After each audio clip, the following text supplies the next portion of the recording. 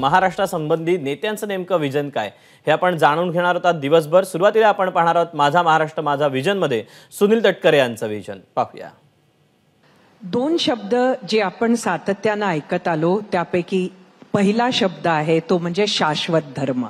आणि शिवसेना भाजपा ही युती म्हणजे शाश्वत धर्म आणि आलेली राष्ट्रवादी म्हणजे आपत धर्म असं आपण ऐकत आलेलो आहोत। सुनीलजी, या आपत धर्मात या वेगळ्या महायुतीत आपण निवडणूक लढवली 2014 2019 यापेक्षा ही कशी वेगळी होती?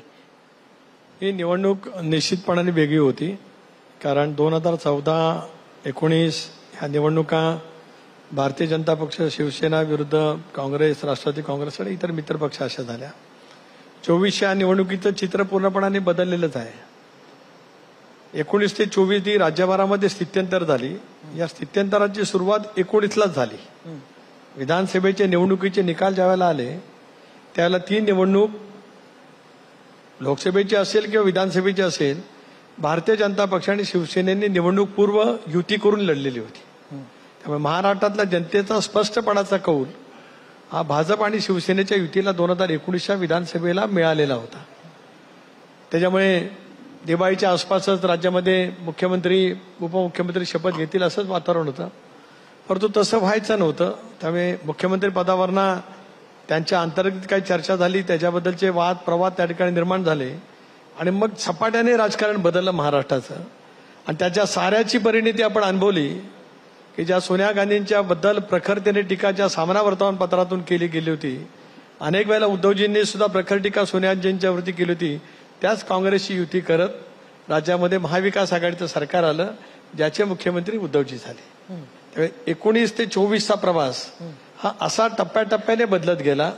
त्याची सुरुवात विधानसभेच्या निवडणुकीच्या नंतर झाली। त्यानंतरही आपण अनुभवलं की 3 पक्षाचं सरकार होतं, त्यावेळेला कुरबुरी होत्याच। आणि किमान समान कार्यक्रम जसं आज आपण म्हणतात, जसं मला मगाशी म्हणालात की भाजप आणि शिवसेनेबरोबर आम्ही पहिल्यांदा आहोत, तसंच या राज्यात संसदीय लोकशाही प्रणाली व्यवस्था आल्यापासून शिवसेना आणि काँग्रेस आणि राष्ट्रवादी काँग्रेस पक्ष सुद्धा सरकारमध्ये पहिल्यांदा झाले। तर 19ला ते घडलं, त्याची टप्प्याटप्प्याने का होईना ओढत गेलं पुढं आणि त्या साऱ्याची परिणिती आज आपल्याला पाहायला मिळते। तुम्हाला उमेदवार आयात करावे लागले, तुम्हाला जागा द्याव्या लागल्या, त्याचबरोबर म्हणजे खरं बघितलं तर राष्ट्रवादीचे ओरिजिनल उमेदवार हे फक्त आपण आणि सुनेत्रा पवार असं म्हणावं लागेल। त्यामुळे काय नक्की अडचण झाली? म्हणजे आयात उमेदवारांवर लढणे, तसं पाहिलं तर आयात उमेदवार सगळ्याच राजकीय पक्षांनी केले। भारतीय जनता पक्ष सोडला, त्यांनी त्यांच्या उमेदवारांच्या मध्ये बदल केले, पण आज वेगवेगळ्या ठिकाणी आयात केलेले उमेदवार आपल्याला पाहायला मिळत आहेत। बरं, ते आताच घडले असं नाही, 19ला पण घडलेलं होतं। एक बाब खरी आहे की आम्हाला यावेळेला जागा आहेत, पण आम्ही समाधानी एवढ्यासाठीच आहोत, एकच सिटिंगवरनं आम्ही 7 पर्यंत त्या ठिकाणी पोहोचलो। त्याहीपेक्षा ज्यांच्या बरोबर आम्ही वाटाघाटी करून निवडणुका लढवल्यासोबत तिथे सिटिंग खासदारांची संख्या अधिक होती। त्याच्यामुळे आज जरी आपल्याला तसं दिसत असेल तर राष्ट्रवादी काँग्रेस पक्ष, शिवसेना, भारतीय जनता पक्ष, आमचे सर्व इतर संलग्न मित्र पक्ष आम्ही पूर्ण ताकदीने या निवडणुकीमध्ये उतरलेलो आहोत।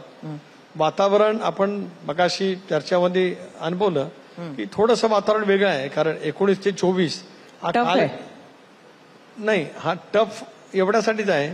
19 ते 24 मध्ये घडलेलं सगळं राजकारण हे महाराष्ट्रासाठी पहिल्यांदा खूप नवीन आहे आणि याची सुरुवातच मी सांगतो त्याप्रमाणे 19लाच ज्या वेळेला महाविकास आघाडीचं सरकार आलं त्यावेळेपासूनच त्याची सुरुवात झाली। मी त्या प्रश्नाकडे येणार आहे, पण मला परत एकदा तेच विचारायचे की मतदाता अत्यंत कन्फ्युज्ड आहे। म्हणजे तुम्ही समोर होतात, आता बरोबर बसलात आणि सगळीकडेच विचारलं तर कोणीही आधीच्या निवडणुकांसारखं सांगू शकत नाही की ही अमुक अमुक जागा क्लिअर आहे। सगळीकडे असंच सांगितलं जातं की फाईट टफ आहे। त्यामुळे हा जो तुम्ही आत्मविश्वास दाखवताय तो कार्यकर्त्यांसाठी आहे, येणाऱ्या फेजसाठी आहे, की खरंच तुम्हाला तो वाटतोय जिंकण्याचा? एक असं आहे की मी माझ्यावरून तर्क सांगू शकतो। 2014-2019 मी शिवसेनेच्या विरोधात उमेदवार होतो। 2024ची माझी निवडणूक शिवसेना आणि भारतीय जनता पक्षाच्या बरोबरीने त्या ठिकाणी होते। माझ्या राजकीय जीवनाला 40 वर्ष पूर्ण होत आहेत. अशा वेळेला पहिल्यांदाच भाजप किंवा शिवसेनेचं डायस आम्ही शेअर त्या ठिकाणी केलं. वस्तुस्थिती खरी आहे, परंतु गेल्या 8-10 महिन्यामध्ये आणि विशेष करून लोकसभेच्या निवडणुकीला सामोरं जाताना मला असं कधी, माझ्या खूप सभा झाल्या, दिवसाला 7-7, 8-8 होत होत्या, पण कधी कोणी प्रश्न असताना विचारला की तुम्ही ही भूमिका का घेतलीत किंवा तुम्ही घेतलेली भूमिका आम्हाला पसंत नाही, असं मला कधीच विचारण्यात आलं नाही. याचं एकमेव कारण की माझ्या ध्येय धोरणावरती, मी ज्या आयडिओलॉजीवरती काम करत आलो त्याच्यावरती माझ्या मतदारसंघातील जनतेचा पूर्ण विश्वास असल्यामुळे मला प्रतिप्रश्न त्या ठिकाणी केला गेला नाही. प्रतिप्रश्न कुणी केले? जे विरोधक लढतात त्यांनी. पण आपण फक्त आपल्या मतदारसंघाचे खासदार नाही आहात, आपण राज्याचे अध्यक्ष आहात आणि त्यामुळे इतर ठिकाणी उत्तरं द्यावी लागली नाहीत का लोकांना? नाही, आपण म्हणालात मी सुरुवात केली की मी माझ्यापासून, आपण म्हणताय ती वस्तुस्थिती खरी आहे. वेगवेगळ्या ठिकाणी वेगवेगळी राजकीय परिस्थिती भिन्न त्या ठिकाणी उभी राहिली. स्वाभाविकपणाने हे प्रश्न सर्वांनाच विचारले जाऊ शकतात, सर्वांनाच विचारले जाऊ शकतात. ज्या शिवसेनेच्यामुळे भारतीय जनता पक्षाच्या सरकारमध्ये आम्ही गेलो नाही, त्या शिवसेनेबरोबर पण उभाठाबरोबर पण आज त्या ठिकाणी आघाडी आहेच. त्याच्यामुळे हे काही फक्त राष्ट्रवादी काँग्रेस पक्षच या ठिकाणी करते अशातला का भाग नाही, किंवा एनडीएमध्येच काहीतरी विपरीत घडलं अशातला का भाग नाही. पण त्यांच्यासाठी सहानुभूती आहे असं परसेप्शन आहे. असं आहे, शेवटी सहानुभूती आहे असं सुद्धा एक वातावरण तयार करण्याचा प्रयत्न केला गेलाय. तसं पाहिलं तर मग हे राजकारणातील बदल कशामुळे झाले? आज सहानुभूती असं जर का आपण म्हणत असू तर 19ला मिळालेला कौल जर का मानला गेला असता तर हे स्थित्यंतर झालं असतं का? नाही झालं असतं. म्हणजे याला सर्वस्वी उद्धव ठाकरे जबाबदारी असं आपल्याला म्हणायचंय. कोणावर याची जबाबदारी आहे? मी कोणाचं नाव नाही घेतलं, पण महाराष्ट्रातला जनतेचा स्पष्टपणाचा कौल त्यावेळेला होता. खरं तर 14, मग 17, मग 19 थोडासा सिक्वेन्स परत एकदा सांगा. खरं तर आत्ताचा शपथविधी झालाय, पण आम्ही पहाटेचाच अजून विसरू शकत नाहीये आणि दरवेळेला आपण सांगता तेव्हा काहीतरी नवीन येत असतं. त्यामुळे एकंदरीत खरंच सिक्वेन्स कसा होता महायुतीत सामील होण्याचा? आणि 17ला जी आपण एक भेट घेतली होती दिल्लीमध्ये, त्यानंतर बरंच काही बदललं का? उद्धव ठाकरेंबरोबर आपण गेला होतात? नाही, उद्धव ठाकरेंबरोबर नव्हतं गेलो, पवार साहेबांबरोबर गेलो होतो. 2014 सालामध्ये विधानसभेचे निवडणुकीचे निकाल पूर्ण हाती यायचे होते, परंतु भारतीय जनता पक्षाला 115च्या आसपास जागा मिळणार असं स्पष्ट झालं होतं. त्यावेळेला आदरणीय पवार साहेबांच्या निवासस्थानी बैठक झाली. त्याला आदरणीय पवार साहेब होते, प्रफुल्लभाई होते, भुजबळ साहेब होते, अजितदादा होते, प्रदेशाध्यक्ष म्हणून मी होतो. आम्हाला सांगण्यात आलं की आपण भारतीय जनता पक्षाला बाहेरून पाठिंबा द्यावा. आम्ही जाऊन घोषणा केली बाहेर. त्याप्रमाणे विश्वासदर्शक ठरावाला सुद्धा राष्ट्रवादी काँग्रेस पक्षाने मदत केली. मग आम्ही सरकारमध्ये सहभागी झालो नाही. मग हा निर्णय कशावरून घेण्यात आला होता? कुठला? म्हणजे भाजपानं समर्थन मागितलं होतं काय नक्की? हा निर्णय पवार साहेबांनी का घेतला? त्याचं काय कारण दिलं? आपण विचारलं नाहीत का? मी त्याचं उत्तर देऊ शकत नाही, पण भारतीय जनता पक्षाने त्याला समर्थन मागितल्याचं माझ्या ऐकव्यात कुठं नव्हतं, पण आम्ही त्याला समर्थन दिलं. त्याच्यानंतर विश्वासदर्शक ठराव पारित झाला. मग एकनाथराव शिंदे, सुभाष देसाई वगैरे 10 सारखे मंत्री सरकारमध्ये गेले. पण 2016ला आम्हाला सांगण्यात आलं की आपल्याला भारतीय जनता पक्षाच्या सरकारमध्ये सहभागी व्हायचं आहे. त्याप्रमाणे आमची चर्चा सुरू झाली. मी, अजितदादा, देवेंद्रजी, काही वेळेला प्रफुल्लभाई असायचे. जागा वाटपाची आम्ही 2019च्या लोकसभेची जागा वाटपाची चर्चा पूर्ण केली. फक्त भंडारा गोंदियाच्या जागेचा फक्त प्रश्न शिल्लक राहिला. तो निर्णय दिल्लीला घेण्यात येईल असं देवेंद्रजींनी सांगितलं. ते मुख्यमंत्री होते आणि पालकमंत्रीपद, खाते वाटप हे सुद्धा नक्की झालं. गणपतीच्या पहिल्याच दिवशी आम्ही दिल्लीमध्ये गेलो 2017ला अमितभाईंची भेट घ्यायला. त्यावेळेला फितूर पक्षाच्या आत कधी सरकारमध्ये जायचं एवढाच निर्णयासाठी आम्ही गेलो. प्रस्ताव सगळा मी सांगितल्यावर अमितभाई एवढंच म्हणाले, शिवसेना तो अंदर आहे की. आम्हाला अपेक्षित होतं की शिवसेनेला काढलं जाईल, पण त्यांनी ठाम नकार दिला. ते म्हणाले अडवाणीजी, वाजपेयीजी, बाळासाहेब ठाकरे यांनी एनडीए तयार केलेला आहे, त्यामुळे आम्ही शिवसेनेला बाहेर जा सांगणार नाही. तुम्ही सरकारमध्ये आल्याच्यानंतर शिवसेना बाहेर गेली तर आमची हरकत असं काही कारण नाही. आम्हाला ते पसंत नव्हतं. तरी आम्ही महिना 1.5 महिना वाट पाहिली की आमच्या भूमिकेप्रमाणे शिवसेनेला भारतीय जनता पक्ष बाहेर जा सांगतात की का, पण तसं घडलं नाही. आणि त्याच्यामुळे मग आम्ही आमचं एक शिबिर म्हणजे घेतलं. शिवसेना बाहेर गेली तरच आम्ही आत येणार असं त्यावेळेला शरद पवारांची भूमिका होती का? राष्ट्रवादी काँग्रेस पक्षाची होती ना. होती, स्पष्टपणाची होती. आणि त्याच्यानंतरच मग 2019च्या लोकसभेच्या निवडणुका आल्या. त्या निवडणुका आम्ही लढलो परस्परांच्या विरोधात. जसं आपण मगाशी म्हणालात, 19ची निवडणूक मी रायगड लोकसभा मतदारसंघातून लढलो, त्याला मी निवडून आलो. राज्यभरामध्ये त्यावेळेला 42 जागा भाजप शिवसेनेच्या आल्या होत्या. अख्ख्या मुंबईसह कोकणात एकटीच माझी जागा आली, बाकी सगळ्या भाजप सेनेच्या आल्या. अगदी उत्तर महाराष्ट्रापर्यंत, अख्खा उत्तर महाराष्ट्रापासून ते इथपर्यंत एकमेव जागा माझी त्यावेळेला आली, म्हणजे बिगर भाजपा आणि शिवसेनेची. माझ्या सांगण्याचा मतीचा अर्थ असा आहे की ते सुरू झालं. 19ला सुद्धा ज्या वेळेला भाजप आणि शिवसेनेचं सरकार बनत नाही म्हटल्याच्या नंतर आम्ही त्यामध्ये आलो. त्याच्यातून दोन्हीकडे चर्चा सुरू झाल्या. भाजप बरोबरती पण आमची चर्चा सुरू होतीच, शिवसेनेबरोबर युती सुरूच होती, काँग्रेस बरोबर पण चर्चा सुरूच होती. त्याच्यातून मग महाविकास आघाडी आली. आणि आपण पहाटेचा म्हणताय, तो पहाटेचा नाही, 8 वर्षात तो शपथविधी झाला. त्यालाही काही कारण आहे. कारण दिल्लीमध्ये जे ठरलं त्या संदर्भामध्ये अंतिम निर्णयासाठी ज्यावेळेला मुंबईला एक बैठक झाली नेहरू सेंटरमध्ये, त्यावेळेला काँग्रेसच्या नेत्यांच्याकडून पवार साहेबांच्या विश्वासार्हतेबद्दल काही प्रश्नचिन्ह ज्या पद्धतीने निर्माण केले गेले. आज अहमद पटेलजी आहेत नाहीत, मल्लिकार्जुन खरगेजी आहेत, इतरही नेते त्या ठिकाणी होते, उद्धव ठाकरे पण होते, सगळेजण आम्ही त्या ठिकाणी होतो. त्याच्यामुळे आमच्या सर्वांच्या मनाला वेदना झाल्या. आणि त्याची परिणिती दुसऱ्या दिवशी अजितदादांनी शपथ घेण्यामध्ये झाली. ते टिकलं नाही सरकार. पण मग तरीही म्हणजे पवारांच्या बद्दल काँग्रेसच्या मनामध्ये काही शंका होत्या, काही डाऊट्स होत्या असं आपण म्हणताय, आणि तरीही पवारांना काँग्रेस बरोबरच जायचं होतं असं होतं का? म्हणजे त्यांच्यासाठी पहाटेचा हा शपथविधी सरप्राईजच होता असं ते अजूनही सांगतात.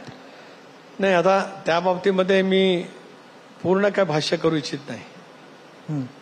परंतु राष्ट्रपती राजवट लागणं, दिल्लीमध्ये भाजपावरती बैठका होणं, या बाबतीमध्ये अजितदादांनी आणि प्रफुल्लभाईंनी खुलासा स्पष्टपणाचा केलेला आहे.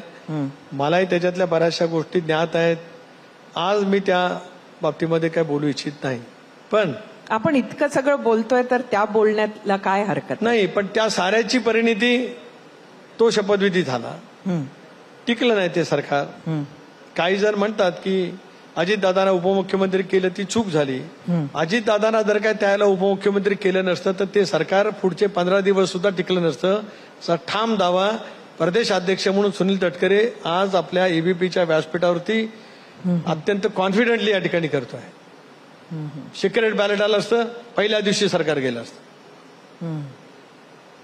आणि त्यानंतर सुद्धा जे काय आज दाखवण्याचा प्रयत्न केला जातोय, मला नम्रपणे सांगायचं आहे आज एबीपी माझाच्या माध्यमातूनच, ज्या वेळेला माननीय पंतप्रधान महोदयांना त्यावेळेचे मुख्यमंत्री उद्धवजी ठाकरे, उपमुख्यमंत्री अजितदादा पवार, अशोक चव्हाण काही महाराष्ट्राच्या हिताचे प्रश्न घेऊन दिल्लीला भेटायला गेले. त्याच्यानंतर ज्या घडामोडी झाल्या, 8 दिवसांनी संजय राऊतांचा मला फोन आला की त्यांना अजितदादांची भेट माझ्या समेत हवी आहे. संजय राऊतांनी माझ्याकडे किमान 5 ते 6 वेळा फोन केले असतील आणि मला सांगितलं की अजितदादांना माझ्याकडे घेऊन या. ग्रँड हयात आपलं हॉटेल आहे, मला वाटतं सांताक्रूजच्या आसपास. पण पहिल्या दिवशी काय दादा आले नाहीत. थोडंसं संजयजींना, राऊत साहेबांना थोडंसं वाईट वाटलं की कबूल करून दादा आले नाहीत. का नाही आले, का नाही मला माहित नाही. पण त्या दिवशी पुण्यात थांबले. पुन्हा 2 दिवसांनी आम्हाला बोलण्यात आलं. मी पुन्हा दादाने घेऊन गेलो आग्रहपूर्वक. पण त्यावेळेला त्या ठिकाणी आजचे विद्यमान मुख्यमंत्री एकनाथजी शिंदे पण होते आणि आज उबाटा सेनेचे चिटणीस मिलिंद नार्वेकर पण तिथे होते. सुनील तटकरे, अजितदादा, संजयजी राऊत, एकनाथराव शिंदे साहेब आणि मिलिंद नार्वेकर आमची बैठक झाली. त्यावेळेला संजय राऊतांनी सांगितलं की दिल्लीवरनं पंतप्रधानांना भेटून आल्यापासून उद्धवजींच्या मनामध्ये, मी उद्धवजींची फेअरली सांगतो, त्यांनी या बाबतीमध्ये मी त्यांच्याकडे फिंगर आउट करत नाही, मी जे बोलतोय ते सत्य आहे. संजय राऊतांनी सांगितलं की दिल्लीवरनं आल्यापासून उद्धवजींच्या मनामध्ये पुनर्विचार सुरू झालाय की हे सरकार मोडावं आणि आपण भाजपावरती जावं. हे त्यांनी सांगितल्यानंतर आम्ही एकमेकाकडे बघत बसलो. पुन्हा संजय राऊतांनी सांगितलं, एकनाथ शिंदे साहेबांनी विचारलं, मी सांगतोय ते खरं आहे का? शिंदे साहेबांनी पण दुजोरा दिला. मिलिंद नार्वेकरांना तोच प्रश्न त्याने विचारला, आम्ही नाही. मी परत सांगतो, आणि मी जे सांगतो हे सत्य आहे, याच्यातलं एकही वाक्य खोटं त्या ठिकाणी नाही. तासभर चर्चा झाली. त्यावेळेला तिघांच्याकडनं श्लेष असा आला की उद्धवजींच्या मनामध्ये पुन्हा एकदा भारतीय जनता पक्षाबरोबर सरकार बनवावं असं निर्माण झालेलं आहे. स्पष्ट त्या ठिकाणी झालं होतं. पण नंतर इतरही काय घडामोडी झाल्या, त्याच्यातून ते मटेरियलाइज झालं नाही. पण पंतप्रधानांच्या भेटीच्या नंतर उद्धवजींना भाजप बरोबर सरकार बनवायचं होतं असं संजय राऊत यांनी ठामपणाने मला आणि अजितदादांना सांगितलं. आणि त्याच्यासाठी मुख्यमंत्री, आजचे विद्यमान मुख्यमंत्री शिंदे साहेब आणि मिलिंदजी नार्वेकर त्या ठिकाणी होते. त्यांनीही संजय राऊतांच्या बोलण्याला दुजोरा दिला. आता मात्र मी जे काही केलं ते शब्द दिलेला पाळला असं अनेक वेळा अजितदादांनी म्हटलं. त्यामुळे कुठला शब्द त्यांनी दिला होता आणि कुठला शब्द त्यांनी पाळला? दिल्लीमध्ये 2019 मध्ये ज्या वेळेला चर्चा झाली त्याच्यानंतर अजितदादांनीच एक ठिकाणी खुलासा केला आहे, कारण तेच त्याच्यावरती जास्ती प्रकाश टाकू शकतील. त्या बैठकीला मी नव्हतो. मी ऑथेंटिक त्या वतीमध्ये बोलणार नाही. पण भारतीय जनता पक्षावरती दिल्लीमध्ये बैठक झाली, वस्तुस्थिती खरी आहे. त्याला मी पण दिल्लीमध्ये होतो, पण त्या बैठकीला मी नव्हतो. त्याच्यानंतर काही प्रश्न विचारण्यात आले. त्यावेळेला दादांनी सांगितलं की मी शब्दाचा पक्का आहे, सरकार बनवेल. मला असं वाटतं की काहीतरी या विषयावरती दादा मोकळेपणाने बोलतील. आज जो काय आरोप आणि हे जे काही केलं जातं की नुसतंच आम्ही काहीतरी सरकार बनवलेलं आहे असं नाही. ज्या वेळेला शिंदे साहेबांनी भूमिका घेतली, मी पुन्हा एकदा सांगतो, आज आपल्या एबीपी माझा या व्यासपीठावरच सांगतोय की त्यावेळेला सुद्धा शिंदे साहेबांचं सरकार अस्तित्वात यायचं होतं. राष्ट्रवादी काँग्रेस पक्षाचे सगळे निवडून आलेले आमदार 53चे 53 अजितदादांच्या कार्यालयामध्ये होते. आज जे त्या तिकडे आहेत त्यांच्या सहित आणि सर्वांनी पत्र लिहिलं होतं की भाजप प्रणित सरकारमध्ये आपण सहभागी झालं पाहिजे. हा निर्णय इनामिनस विधिमंडळ राष्ट्रवादी काँग्रेस पक्षांनी त्या ठिकाणी घेतला होता. पवार साहेबांना त्याची माहिती देण्यात आली. म्हणूनच पवार साहेबांनी तिघांची कमिटी नेमली होती. आमदारांची इच्छा होती एकनाथरावांची शपथ ज्यावेळेला झाली त्यावेळेला राष्ट्रवादी काँग्रेस पक्षाच्या आमदारांची पण शपथ व्हावी. ही वस्तुस्थिती खरी आहे. अजितदादांचा सातत्यानं विरोध जी मंडळी करतात त्यात आणि खास बारामती होऊन गेल्यावर सुद्धा त्यात शरद पवार किंवा सुप्रिया सुळे नसून रोहित पवार एवढे आक्रमक का झालेत? काय कारण आहे? आता का झाले त्याचं उत्तर ते त्या ठिकाणी देऊ शकतात. अतिमहत्वाकांक्षा राजकीय असू शकते. काही ना घाई झाली लगेच अजितदादा बनायची. पण अजितदादा काय काल परवा 24ला नाही बनले. 91 साली राज्यसभेवरती सर्वाधिक मताने महाराष्ट्रातून निवडून जात असताना त्याच्या अगोदरपासून ते त्या ठिकाणी दूध संघ असेल, कृषी बाजार समिती असेल, खरेदी विक्री संघ असेल, पुणा जिल्हा मध्यवर्ती बँक असेल, या माध्यमातून 87-88 सालापासून काम करत आले. त्याच्यातून अजितदादांचा तो अखंडपणाचा प्रवास आहे. आणि आज कोणी जरी काय बोलत असेल तर यांच्यापैकी अनेकांनी 19ला सुद्धा भाजपची उमेदवारी मागितली होती. सरकार गठीत झाल्याच्या कोण नेते घेऊन गेले होते? तुम्ही असं म्हटलंय की भाजपचेच एक नेते त्यांना रोहित पवारांना घेऊन गेले होते. कोण आहेत ते नेते? मी फक्त नेते घेऊन गेलो होतो असं बोललो होतो. कदाचित त्यांना काहीतरी विचारा किंवा मग भाजपच्या नेत्यांना काहीतरी प्रश्न विचारा की त्यांना कोण घेऊन आलं होतं ते. एकंदरीत महायुतीला 45+ खरं तर टार्गेट आहे आणि हे टार्गेट असताना किती खरंच जागा मिळणार आहेत? एक असं आहे की 14 आणि 19 आणि 24 या निवडणुकींच्या मध्ये फरक आहे. जसं 2004च्या निवडणुकीमध्ये 2009च्या निवडणुकीमध्ये फरक राहिला तसा आता फरक आहे. आपण सांगता ती वस्तुस्थिती खरी आहे की महाराष्ट्रामध्ये गेल्या 5 वर्षामध्ये जे राजकारण झालं त्याच्यामुळे मतदारांच्या मनामध्ये थोडंसं संभ्रमाची अवस्था आहे. प्रत्येक लोकसभा मतदारसंघाच्या दृष्टिकोनातून सुद्धा वेगवेगळी राजकीय समीकरणं उभी त्या ठिकाणी राहिलेली आहेत. प्री पोल अलायन्स बऱ्याच जणांनी पहिल्यांदाच केला असल्यामुळे त्यांच्यासाठी सुद्धा प्रश्न आहे. कारण असं आहे की आम्हालाच प्रश्न आहे अशातला का भाग नाही. समोर उबाटा सेना, राष्ट्रवादी काँग्रेस यांच्यासाठी सुद्धा जनतेकडनं अनेक प्रश्न आहेत. हो किंवा नाही मध्ये एक प्रश्न विचारते. अनेक जणांनी म्हणजे अगदी विजय शिवतारेंपासून तर सुरेश धसपर्यंत एकत्र विधानसभा लढणार का यावर प्रश्नचिन्ह निर्माण केले, भर सभेत निर्माण केले. खरंच विधानसभा तुम्ही तिन्ही पक्ष 4ही पक्ष एकत्र लढणार का? आम्ही सर्वांनी मिळून कॉन्शियस ठरवलेलं आहे मग त्याच्यात भाजप, शिवसेना, राष्ट्रवादी काँग्रेस पक्ष, इतर मित्र पक्ष आगामी येणाऱ्या 2024च्या निवडणुका एनडीए म्हणूनच, महायुती म्हणूनच आम्हाला लढवायच्या आहेत. टफ टास्क आहे. जागा वाटप लोकसभेच्या वेळेला आपण पाहिलं, पण त्याच्यावरती आम्ही यशस्वीपणाने, मुद्देसूदपणाने, मुत्सद्दीपणाने त्याच्यातला योग्य तो मार्ग त्या ठिकाणी काढू आणि आगामी येणाऱ्या विधानसभेच्या निवडणुकीला सुद्धा महायुती म्हणून सामोरं जाऊ. सुनीलजी, आपले खूप खूप धन्यवाद. प्रश्न आमच्याकडे खूप आहेत, पण आपल्याला वेळेची मर्यादा आहे. आपण आलात आणि आमच्या सर्व प्रश्नांची उत्तरं दिली, याबद्दल धन्यवाद. एबीपी माझा, उघडा डोळे बघा नीट.